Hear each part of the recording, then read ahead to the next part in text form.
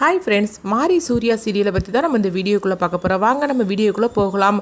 குழந்தைய முடிக்கணும் அப்படின்னு சொல்லிட்டு தாராவும் ராகேஷ் சர்மாவும் அந்த மந்திராதிட்ட சொல்லவும், அப்போ அவர் சொல்கிறாரு, நீங்கள் என்ன நினைக்கிற மாதிரிக்கு அதில் லேஸ்பெட்ட குழந்தையே என்ன, அது தேவசக்தி நிறைஞ்ச குழந்தையாக்கும், இங்கே வச்செல்லாம் ஒன்றும் பண்ண முடியாது, பஞ்சபூதங்களும் இருக்கிற இடத்துக்கு தான் நம்ம நினச்சது நடக்கும், அதனால் அந்த இடத்துக்கு தான் போகணும் அப்படின்னு சொல்லிட்டு குழந்தைய தூக்கிட்டு பார்த்தோம்னா அந்த இடத்துக்கு நோக்கி போயிட்டுருக்குறாங்க.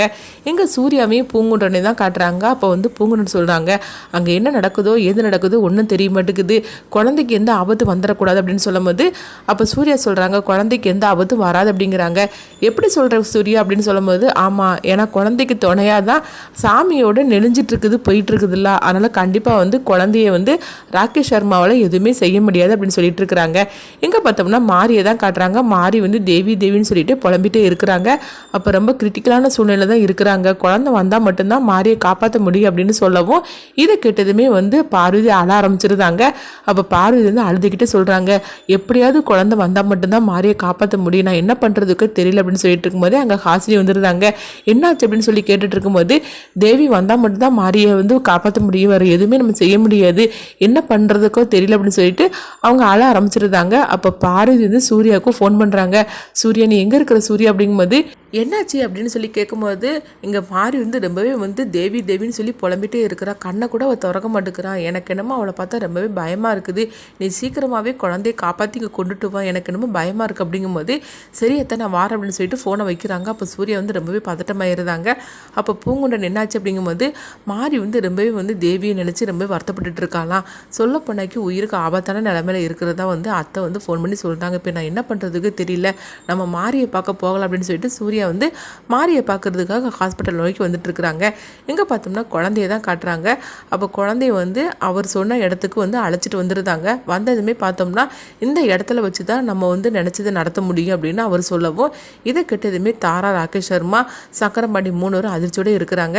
அப்போ அதுக்குள்ளே ஏற்பாடு எல்லாமே செய்துட்டு இருக்கிறாங்க. இதெல்லாம் பார்த்துக்கிட்டு சங்கரபாண்டி சொல்கிறாங்க, அக்கா இதெல்லாம் பார்க்கும்போது ரொம்ப பயங்கரமாக இருக்குது அப்படின்னு சொல்லும்போது, நீ கொஞ்சம் பேசாமல் அமைதியாக இருக்க மாட்டியாடா அப்படிங்கிறாங்க. அடுத்து பார்த்தோம்னா அவர் கோலத்தெல்லாம் போட்டு இருக்கிறாரு. என்னக்காய் ஒரு கோலம்லாம் போட்டுட்டு இருக்காரு அப்படிங்கவும், அப்போ அவர் சொல்கிறாரு, போய் சொல்லியெல்லாம் பறக்கிட்டு வாங்க, நம்ம அங்கே இதை பற்ற வைக்கணும் அப்படிங்கவும், உடனே சங்கரபாண்டிய ராகேஷ் சர்மா அவர் சொன்ன அந்த பொருளெல்லாம் எடுத்துக்கொண்டு கொடுக்குறாங்க. அந்த பொருளெல்லாம் கொண்டு கொடுத்ததுக்கப்புறமா இங்கே பார்த்தோம்னா அவருடைய வேலையை ஆரம்பிச்சிருந்தாரு. இங்கே மாரியை தான் காட்டுறாங்க. மாரியை பார்க்கறதுக்காக சூர்யா ஹாஸ்பிட்டலுக்கு வந்துருந்தாங்க. ஹாஸ்பிட்டலுக்கு வந்ததுமே மாரி எங்கே இருக்கிறாங்க அப்படின்னு ரிசப்ஷனில் கேட்கும்போது, மாரிங்கிற பேஷண்ட் இந்த ரூமில் தான் இருக்கிறாங்க அப்படிங்கிறாங்க. உடனே சூர்யா மாரியை பார்க்கறதுக்காக ஓடி வராங்க. அப்போ பார்வதி பார்த்துட்டு சூர்யாவை பார்த்துட்டு அவங்க அழ ஆரம்பிச்சிருந்தாங்க. மாரியை காப்பாற்ற முடியாது பொழுக்கு நம்மளால் அப்படின்னு சொல்லி அவங்க அழ ஆரம்பிக்கவும், சூர்யா மாரியை பக்கம் ஓடுறாங்க. எங்கே பார்த்தோம்னா குழந்தைய தான் காட்டுறாங்க. குழந்தைய அந்த அவர் அதில் தூக்கி போடுறதுக்காக இருக்கும்போது கரெக்டாக பார்த்தோம்னா அம்மன் சாமி வந்துருந்தாங்க. அம்மன் சாமி குழந்தைய காப்பாற்றிருந்தாங்க.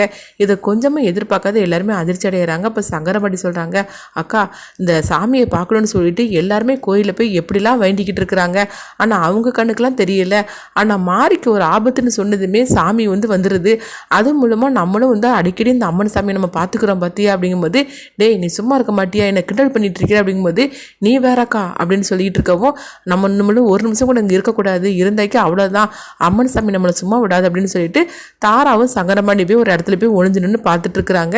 இங்கே பார்த்தோம்னா அம்மன் சாமி சொல்லுது, என்ன குழந்தைய லேஸ்பட்டதை நினச்சிட்டிங்களா என்ன, அந்த குழந்தைக்காக நானே வந்துட்டேன் பார்த்தீங்களா அப்படின்னு சொல்லிட்டு இருக்கவும், உடனே அந்த அவர் மந்திராதி பயப்பட ஆரம்பிச்சதுமே அவங்க அந்த அம்மன் சாமிக்கு காலடியில் போய் விழுந்துருந்தாங்க. என்னை விட்டுருமா தாய் அப்படின்னு சொல்லிட்டு அவங்க காலடியில் போய் விழுறாங்க. அப்போ ராகேஷ் சர்மாவும் என்னை ஒன்றும் பண்ணிடாத அம்மன் சாமி அப்படின்னு சொல்லிட்டு அவங்களும் காலடியில் போய் அவங்க விழுந்து கெஞ்சிக்கிட்டு இருக்கிறாங்க.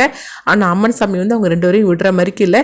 இந்த மாதிரி தான் இந்த எபிசோட எடுத்துகிட்டு போகிறாங்க. அடுத்து என்ன நினச்சோம் நம்மளே வெயிட் பண்ணி பார்க்கலாம்.